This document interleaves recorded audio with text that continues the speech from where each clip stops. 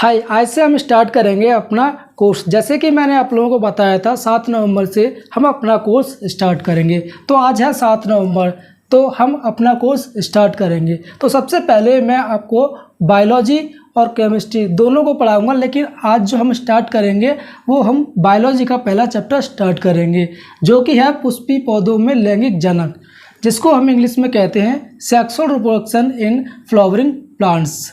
ये जो चैप्टर है वो क्लास 12th का है। इसके साथ साथ मैं आपको केमिस्ट्री की भी तैयारी कराता रहूँगा, तो आप लोग बिल्कुल भी चिंता ना करें। मैं आप लोगों को बायोलॉजी के साथ केमिस्ट्री की तैयारी बहुत ही अच्छी तरीके से कराऊँगा।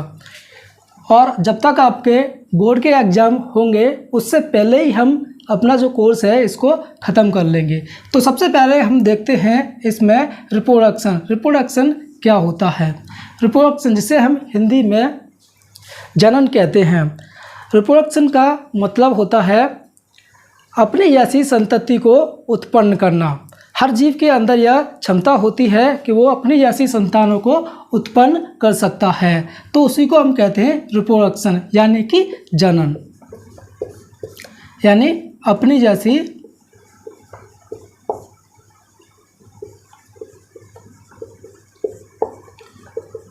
संतानों को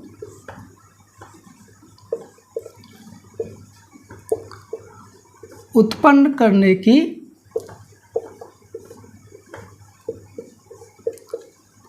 क्षमता ये हर जीव के अंदर पाई जाती है कि वो अपने जैसे जो संतान हैं उनको उत्पन्न करता है।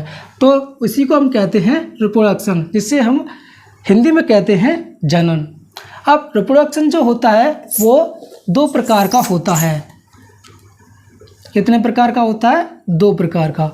Number 1, number 2। नंबर 1 होता है अलैंगिक जनन।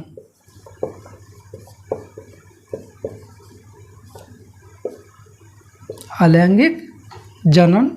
दूसरा होता है लैंगिक जनन।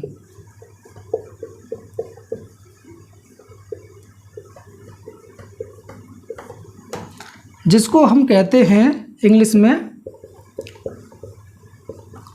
Asexual reproduction.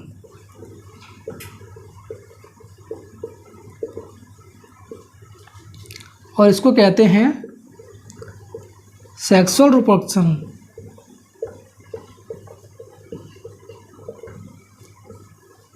ठीक है।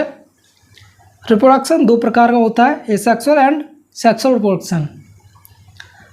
एसेक्सुअल का मतलब होता है कि जिसमें केवल एक जनक की आवश्यकता होती है। जैसे कि आपने देखा होगा जो अमीबा, पैरामीशियम, ये जो होते हैं इनमें अलैंगिक जनन होता है। अमीबा,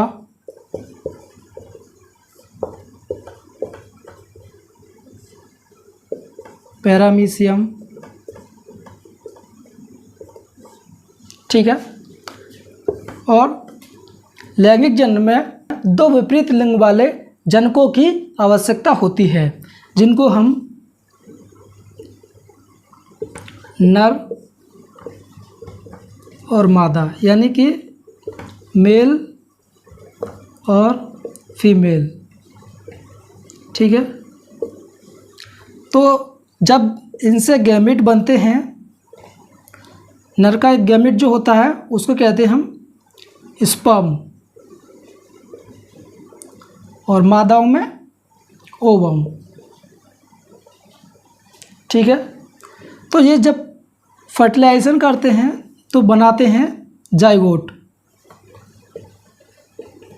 जाइगोट बनने के बाद में ये एम्ब्रियो में डेवलप होता है, और डेवलपमेंट होने के बाद फिर ये नई संतान बनाता है। तो क्या बनेगा फिर इसके बाद? एम्ब्रियो।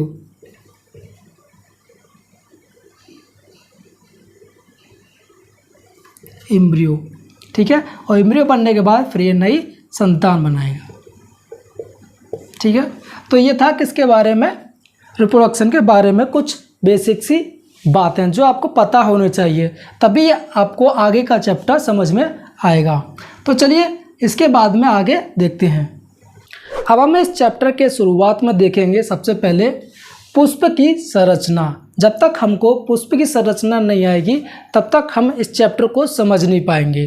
तो सबसे पहले हम देखते हैं पुष्प की संरचना किस प्रकार की होती है, उसमें क्या क्या भाग होते हैं पुष्प के, उसमें एंड्रोसियम क्या होता है, गाइनोसियम क्या होता है, ये सब चीज़ें उसमें देखेंगे, तभी हमको आगे का जो चैप्टर है वो समझ में आएगा। तो सबसे पहले हम बनाते हैं एक पुष्प की संरचना।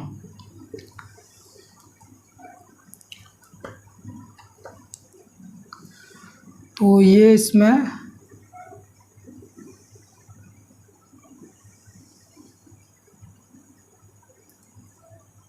और ये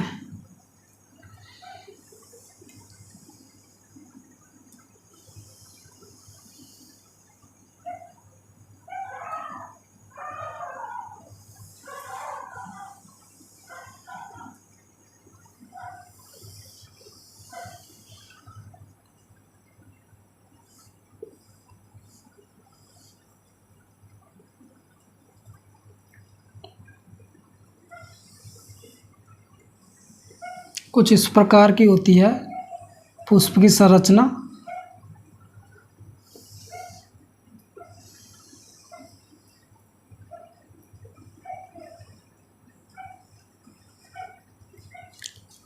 देखिए सबसे पहले ये नीचे वाला भाग होता है, इसको कहते हैं हम पेडिसल। सबसे नीचे वाले भाग को कहते हैं हम इसे पेडिसल। और आपने फ्लावर में देखा होगा जो पुष्प में नीचे जो ग्रीन वाला जो भाग होता है उसको हम कहते हैं कैलिक्स। और जो आपका पूरा चक्रण होता है उसको कहते हैं हम कैलिक्स। और कैलिक्स की एक इकाई को हम कहते हैं सेपल। तो जैसे यहाँ पर मैंने दिखाया गया है आपको, यहाँ पर 2 सेपल को दिखाया गया है। तो 2 सेपल मिले तो इसको हम सबसे पहले क्या करेंगे, इस पूरे चक्र जो होता है सेपल्स का, इसको हम कहते हैं कैलिक्स। इसको कहते हैं हम कैलिक्स। कैलिक्स को हम बाह्यदल कहते हैं, बाह्यदल पुंज। इस कैलिक्स को हम बाह्यदल पुंज कहते हैं। और इसकी एक इकाई होती है आपकी सेपल। सेपल। इसी तरह से जो आपने फ्लावर में जो रंगीन वाले जो अपने पंखुड़ियाँ जो देखी होंगी उनको कहते हैं हम कोरोला। इनको हम दलपुंज भी कहते हैं हिंदी में, इनको कहते हैं कोरोला। कोरोला भी क्या होता है, जो आपने रंगीन जो पंखुड़ियाँ जो देखी हैं उनका पूरा चक्र होता है तो उसको कहते हैं हम कोरोला। और एक पंखुड़ी की ले लेंगे तो उसको कहते हैं हम पेटल।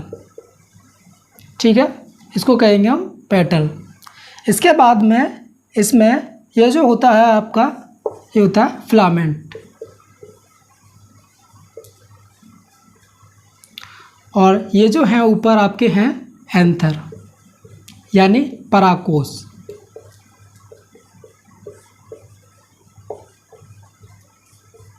ठीक है,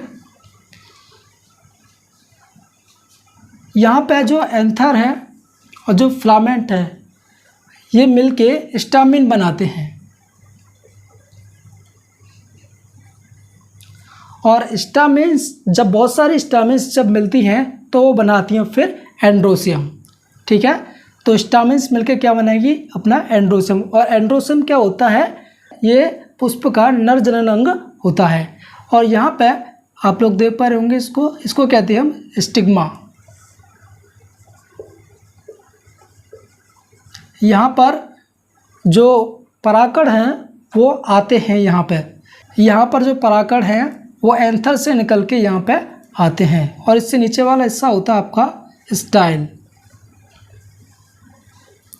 और ये जो होती है आपकी, ये होती है ओवरी। यहाँ दिखा रहे हैं, इसको कहते हैं हम ओवरी यानी अंडाशय।